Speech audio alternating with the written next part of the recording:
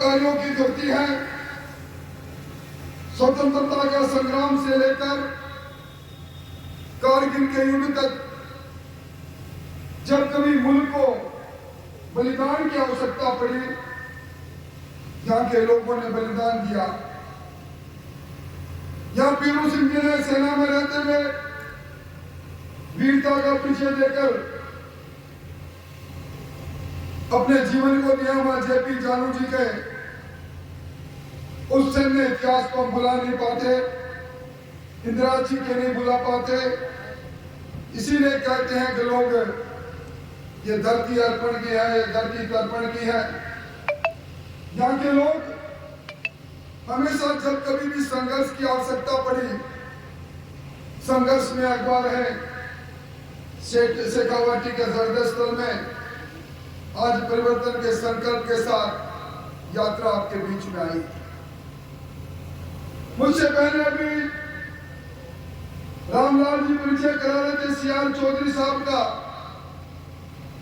आप कई वर्षों तक राजस्थान लोक सेवा आयोग के अध्यक्ष रहे और चौधरी साहब मुझे कह रहे थे कि दूसरी बार आप लोगों ने मेरा परिचय करवाया है। आजकल आरपीएससी का नाम आते ही लोगों के जहन में वो बाबूलाल कटारा आ जाता है, जिसको आजकल ईडी पूछताछ कर रही है। और बाबूलाल कटारा आ जाता है तो उसके साथ ही वो गोपाल केसावत भी याद आ जाता है, जिसको इसी हुकूमत ने राज्य मंत्री का दर्जा दिया था, जो पीसीसी के ऑफिस के अंदर सोने का चरखा चलाकर चांदी के तार निकाल रहा था। आपके मन में दर्द है कि ऐसे संवैधानिक संस्थाओं में, इस सरकार की सरपरस्ती में जब इस प्रकार के भ्रष्टाचारी लोग आ गए तो उनसे पैदा होने वाले हमारे प्रशासनिक पदों पर जाने वाले अधिकारी कैसे होंगे, जिनकी बुनियाद में बेईमानी हो, जो बेईमानी की पैदाइश हो, वो बरसों बरसों तक जब राजस्थान में अपने कार्यों का अंजाम देंगे, जनता का काम करेंगे, तो उसमें कितना भ्रष्टाचार होगा। मुझे तो बड़ा आश्चर्य हुआ, अखबारों में पढ़ा, यहाँ का एक प्रशासनिक अधिकारी, दलित समाज का एक अधिकारी राजेश बजाज कहता है मुझसे रिश्वत मांगी जा रही है, मुझे प्रताड़ित किया जा रहा है। और वो कहता है कि ये पैसा, एसडीएम साहब ये कहती है कि ये गोविंद जी डोटासरा तक जाता है। झुंझुनू के अंदर जो लोग बालूराम जी की धरती के लोग हैं, जिन्होंने बिजली के दाम तो 1 पैसा बढ़ा बलिदान दिया, वह ऐसी भ्रष्ट सरकार, जिस सरकार में भ्रष्टाचार की गंगोत्री बह रही है, इसको कब तक बर्दाश्त करेंगे। अभी जब मैं यहाँ आ रहा था, किसान लोग कह रहे थे कि हमारे तारों में करंट नहीं, बिजली गायब है। मैं कह रहा था बिजली गायब है, आपकी फसल बर्बाद हो रही है। सरकार ने आपसे वादा किया था, किसानों को समय चला गया जब दिन में रात में बिजली के लिए खेत में जाना पड़ता था, अब दिन में 2 ब्लॉक में बिजली मिलेगी। इसी सरकार ने कहा कृषि वितरण बिजली विद्युत वितरण कंपनी अलग से बनाएंगे ताकि किसानों का फीडर भी अलग से बिजली हो। इसी सरकार ने कहा 5 साल बिजली के दाम नहीं बढ़ाएंगे, पर अब जब किसान कह रहे थे राम रूस गया, अगस्त का महीना चला गया, सितंबर का महीना जा रहा है, बरसात नहीं हुई, खेत में जाते हैं, बटन दबाते हैं, ट्यूबवेल की गर्दन हिलती है, जिस तरह बूढ़े की गर्दन हिलती है, उससे पहले बिजली चली जाती है। कांग्रेस आई, बिजली गई और बिल आपके हाथ में आया। 100 यूनिट बिजली फ्री की बात हुई, लाइन में लगे। मैं आज वो आंकड़ा देख रहा था, 32 लाख लोग मुख्यमंत्री जी का गारंटी कार्ड लेकर आए, बिजली में 100 यूनिट फ्री के लिए कुल 7 करोड़ 16 लाख लोग गारंटी कार्ड लेकर आए।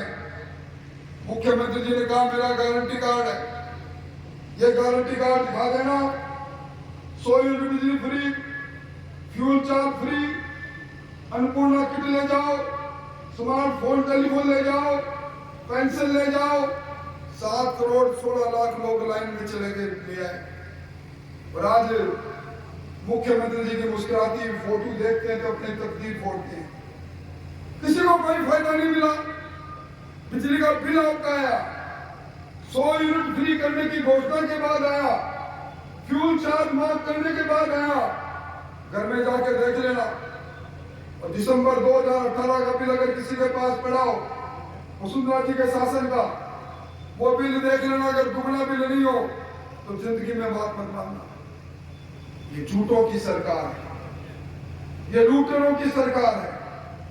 इस सरकार के चलते जहां देश में सर्वाधिक महंगी बिजली महाराष्ट्र के बाद आपका यहाँ राजस्थान में सबसे महंगा डीजल यहाँ बिकता है। आपको याद होगा करीब परसों ही पेट्रोलियम बेचने वाले डीलरों ने हड़ताल की। हड़ताल क्यों की? उन्होंने वादा याद दिलाया इनको, इनके जन घोषणा पत्र, जिस जन घोषणा पत्र को पहले कबीना की बैठक में इन्होंने सरकारी दस्तावेज का रूप दिया था, उसमें लिखा था ये भारतीय जनता पार्टी के शासनकाल में ये जो डीजल पर 16% वेट ज्यादा है, ये पेट्रोल पर 26% वेट ज्यादा है, हम इसको जीएसटी के दायरे में लेकर आएंगे, इसको कम करेंगे। आज कितना वेट है? अब झुंझुनू जिले के लोग हरियाणा के बिल्कुल काकड़ पर बैठे हैं। आज डीजल के तस्कर पैदा हो गए हैं। हरियाणा में हमारे में 10 रुपए लीटर, 10 रुपए 18 पैसे लीटर डीजल का फर्क प्रति लीटर। आज ये शराब तस्कर पैदा हो गए, लकड़ी के तस्कर पैदा हो गए। कभी नहीं सुना था मैंने कि यहाँ गैंगस्टर पैदा हो जाए। गैंगस्टर फौज को धमकी देते हैं, सरमाएदार लोगों को देते हैं, तुम्हें रहना है जिंदा, प्रोटेक्शन मनी दो, और पुलिस देखती रहती है। झुंझुनू जिले की पुलिस आपके चोरी हो जाए चिंता नहीं, गश्त की चिंता नहीं, रात को 9 बजे बाद नेशनल हाईवे की ओर रुख करती है, आने जाने वाले राहगीरों को लूटने का काम करती है। यहां सरेआम सट्टा चलता है, सरेआम अवैध पदार्थों का व्यापार होता है, सरेआम धमकियां मिलती है, और कॉन्ट्रैक्ट किलिंग वाले आदमी को मार के चले जाते हैं, किराए के लोग आते हैं। ऐसा दहशतगर्दी का वातावरण शेखावाटी में कभी नहीं देखा। कानून व्यवस्था इतनी जर्जर है राजस्थान में। आज राजस्थान में कौन सुरक्षित है? एनसीआरबी एक रिकॉर्ड ब्यूरो है, भारत सरकार आंकड़े मंगाती है, पूरे राजस्थान से भेजना पड़ता है पुलिस एक्ट 2003 के बाद में। वो आंकड़े ये कहते हैं 2020, 2021, 2022 दुष्कर्म में हम 1 नंबर पर। और दुर्भाग्य देखिए, मुख्यमंत्री जी विधानसभा में कहते हैं ये बलात्कार के मामले झूठे होते हैं, ये परिवार के लोग करते हैं, और जब हम उनको कहते हैं कि एनसीआरबी के आंकड़े क्या बोलते हैं, तो संसदीय मंत्री कहते हैं मर्दों का प्रदेश है, मर्दों का प्रदेश है, जेपी जानू का प्रदेश है, जो मर्दों का प्रदेश है जिन्होंने देश के लिए जान दी थी। ये रूसी का प्रदेश है, मर्दों का प्रदेश है, ये नारी की शक्ति और मीरा की भक्ति का प्रदेश है। और संसदीय कार्य मंत्री जी, ये मर्दों का प्रदेश कहकर आप जो हमारी महिलाओं का अपमान कर रहे हो, और मैं बात ही क्या करूं। अभी मुझे एक शहीद की अंत्येष्टि में जाना है लंबोर के अंदर। इस मुल्क के लिए शहीद हुए योगेश की पार्थिव देह आ रही। जब मैं वहां जाने की सोच रहा था तो मुझे कई ऐसी घटनाएं याद आ गई। पुलवामा में हमारे बहुत से शहीद हुए, 3 शहीद हमारे, 4 शहीद हमारे राजस्थान के हुए। मुझे उनमें से 2 की अंत्येष्टि में जाने का मौका मिला। सरकार के प्रतिनिधि भी गए, जो आज भी जाएंगे, बड़ी बड़ी घोषणा करके आ गए, हमें आश्रितों को नौकरी देंगे, हम जमीन देंगे, वीरांगनाओं का जीवन यापन ठीक हो उसका प्रबंध करेंगे। और जब उन्होंने नहीं किया, वीरांगनाओं ने ज्ञापन दिया, विधानसभा में मैंने मामला उठाया, सरकार बोल रही, और जब वीरांगनाएं हमारे संवैधानिक प्रमुख राज्यपाल महोदय को ज्ञापन देने गई, इस सरकार को देखो, ये झूठों की सरकार को देखो, कम से कम हमारे खामिदों ने, हमारे सुहाग ने इस देश के लिए अपनी जान दे दी, हमसे जो वादा किया वो तो पूरा करो। ज्ञापन देने वाले जाने वाले वीरांगनाओं को जयपुर में सिविल लाइंस में घसीटा गया, पीटा गया, वो सरकार। रोज मैं उस जगह बात कर रहा हूं जहां देश में सर्वाधिक बलिदान देने वाले ये हमारे सैनिकों की धरती है। इस धरती में वन रैंक वन पेंशन को किसी ने पूरा किया तो मोदी जी ने किया। आज आपको गर्व होना चाहिए, मोदी जी ने देश की तकदीर और तस्वीर को बदल दिया। वर्ल्ड बैंक ये कह रहा है कि 2014 के बाद 10% लोग हिंदुस्तान में गरीबी की रेखा से ऊपर आ गए। ब्रिटेन ने हमारे पर हुकूमत की थी 100 साल से ज्यादा समय तक। ब्रिटेन की अर्थव्यवस्था को पछाड़कर हमारा मुल्क बहुत भी बड़ी अर्थव्यवस्था बन गया। अभी G20 में आपने देखा होगा, विश्व के लोगों ने कहा वासुदेव कुटुंबकम, मोदी जी दुनिया का नेतृत्व करो। अभी एक सर्वे वादा मोदी कंसल्ट कंपनी ने किया, दुनिया में सबसे लोकप्रिय कौन है? उनका उत्तर आया सर्वे के बाद, मोदी जी इस दुनिया में सबसे लोकप्रिय है। क्या कभी किसी ने सोचा 2024 तक हर गरीब के सर पर छत हो? पहले इंदिरा आवास बना करती थी, योजना बनी 25,000 में, मोदी जी घर बना के दे रहे हैं। राजस्थान में मैं पंचायत राज मंत्री रहा हूं, उस वक्त हमने 14 लाख मकान स्वीकृत किए थे। अब तक 25 लाख मकान बन जाने चाहिए थे, पर इस सरकार को गरीबों की परवाह नहीं। 9 लाख लोगों को महरूम कर दिया, उनके डाटा नहीं भेजे। प्रधानमंत्री फसल बीमा योजना में आपका हक हकूक का पैसा इसलिए नहीं मिला, उस प्रीमियम में राजस्व नहीं भेजा, राजस्व भेज दिया तो बीमा कंपनियों को फायदा पहुंचाने के लिए कह दिया क्रॉप कटिंग का पैटर्न बदल गया। सैटेलाइट से सर्वे करो, सैटेलाइट से सर्वे होगा तो आपके यहाँ झाड़ी तो हरी नजर आएगी, आपके यहाँ जाति भी हरी नजर आएगी, आपको पैसा नहीं मिलेगा। यह सरकार, जिस सरकार ने किसानों को कहा कि आपका कर्जा माफ हो जाएगा, आज मैं देख रहा था एक ज्ञापन पटवार संघ ने दिया। पटवार संघ ने ज्ञापन दिया और यह कहा कि जब किसान की जमीन नीलाम होती है तो हमें पैसा मिलता है 1.5%। रोडा एक्ट 1974 में पड़ा है, हमें 82 करोड़ 42 लाख रुपए मिलने चाहिए थे। हमने 1, 2, 3 करके, मैं प्रेस के लोगों से भी कहना चाहता हूं, आप चाहे लिख लेना मेरी बात को, हमने 1, 2, 3 करके किसानों की जमीन नीलाम कर दी। हमें 24 करोड़ 73 लाख मिले हैं, हमारा पैसा दो। ये कह रहे हमने किसानों का कर्जा माफ कर दिया, तो जमीन की नीलामी में नीलाम करने वाले लोग पैसा मांग रहे, बचावा पैसा मांग रहे। आज 19,600 किसानों की कुर्की और पड़ी है सामने। आज 1,24,00,000 किसानों के खाते में किए हो गए। इन्होंने कहा राष्ट्रीयकृत बैंकों से जिन्होंने लोन लिया है हम उसको माफ करेंगे। जनवरी के अंदर कल्ला कमेटी बनाई 2019 में, कल्ला कमेटी अल्लाह के पास चली गई, किसानों का कर्जा माफ हुआ नहीं। और अब आखिरी बजट का ये सेशन आया, उसमें संकल्प रखा इन्होंने, भारत सरकार इनको राष्ट्रीयकृत बैंकों के किसानों का कर्जा माफ करे। तो जादूगर साहब, जब इनका वोट लेना था, जब इनको गुमराह करना था, तब तो आपको याद आया नहीं कि ये कर्जा माफ आप नहीं कर पाओगे। मोदी जी तो वो मोदी जी हैं। राजस्थान में 76 लाख किसान है भाइयों, आपने किसी ने मांग नहीं की। आज राजस्थान के 76 लाख किसानों के खातों में 16,600 करोड़ रुपए बिना मांगे प्रधानमंत्री सम्मान निधि के रूप में पहुंच गया। इस सम्मान का शब्द कितना बड़ा शब्द है। वन पेंशन के 26,000 करोड़ रुपए पहुंच गए। तो ये लुटेरी सरकार किसानों की जमीन नीलाम कर रही है।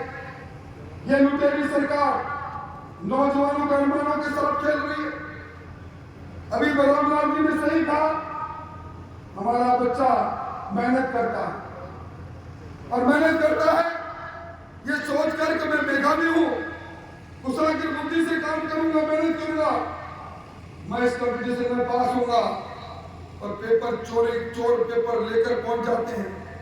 ये सेकंड ग्रेड का टीचर का पेपर के बारे में आपने सुना, बस के अंदर नकल करा रहे, बस में क्या क्या मांगा है। कौन है सुरेश ढाका, क्यों आ गए सलमान खुर्शी। इतनी चिंता थी जो जयपुर ब्लास्ट के अंदर 84 लोगों की मौत हुई, 200 से ज्यादा घायल हुए, वो आतंकवादी क्यों बरी हो गए, पैरवाई नजर क्यों की, इनकी चिंता क्यों है। भाइयों ये किस्सा कुर्सी का है, इस सरकार का। ये सपनों के सौदागर की सरकार है, ये सर्कस सरकार है। सर्कस में जितना सर्कस का पर्दा गिरने वाला होता है तो लास्ट में आने वाला पत्र कई प्रकार की घोषणा करता है। यह घोषणा वैसी है, आज महंगाई राहत याद आई है, आज स्मार्टफोन याद आया है, आज अन्नपूर्णा किट याद आई है। इन्होंने अभी पेंशन में 250 रुपए बढ़ाए। आपको याद होगा पहले 500 रुपए पेंशन की वसुंधरा जी ने 750 की। किसी को नहीं कहा कि आप गारंटी कार्ड लेकर जाओ, पीपीओ पहले से जारी था। 250 रुपए बढ़ाए और उस विधवा को कहा, उस औरत को कहा लाइन में लगा। 7 करोड़ 16 लाख गारंटी कार्ड, अपनी आबादी से ज्यादा गारंटी कार्ड है। और अब ये गारंटी कार्ड के धारक ये कह रहे हमारी गारंटी है, इस सरकार की विदाई की गारंटी है। भाइयों मैं आपके पड़ोस से आता हूं, मैं निवेदन करना चाहता हूं, बड़ी तकलीफ और मन में पीड़ा होती है, न जाने क्या हो जाता है।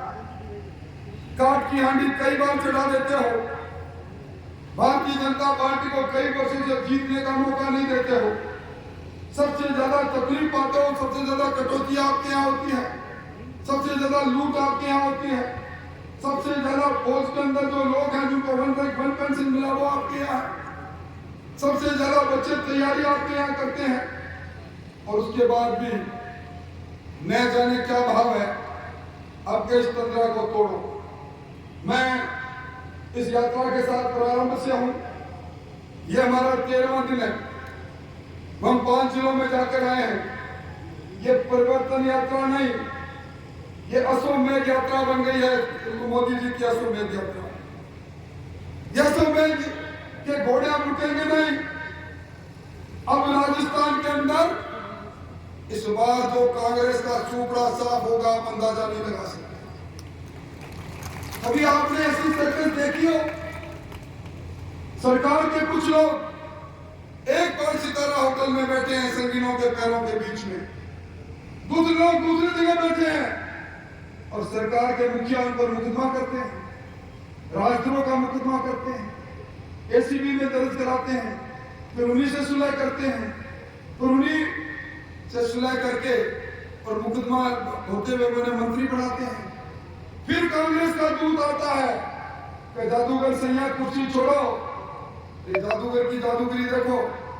बाढ़ में विधायकों को विधानसभा अध्यक्ष के पास भेज देते हैं, हमारा त्याग पत्र ले लो, त्याग पत्र लिख कर देते हैं, त्याग पत्र पर निर्णय नहीं होता। का इंसान कोर्ट में जाके पैरवी करता है और जब नोटिस जारी होते हैं तो जवाब देते हैं हमारा इस्तीफा स्वैच्छिक नहीं था, हमने तो दबाव से इस्तीफा दिया। क्या नोटिस, क्या किए, किस प्रकार की लूट और झूठ चल रही है आजकल। तो यह सरकार विज्ञापनों में चल रही है। अखबार का पन्ना पलटो, रोज 3 पन्नों का विज्ञापन।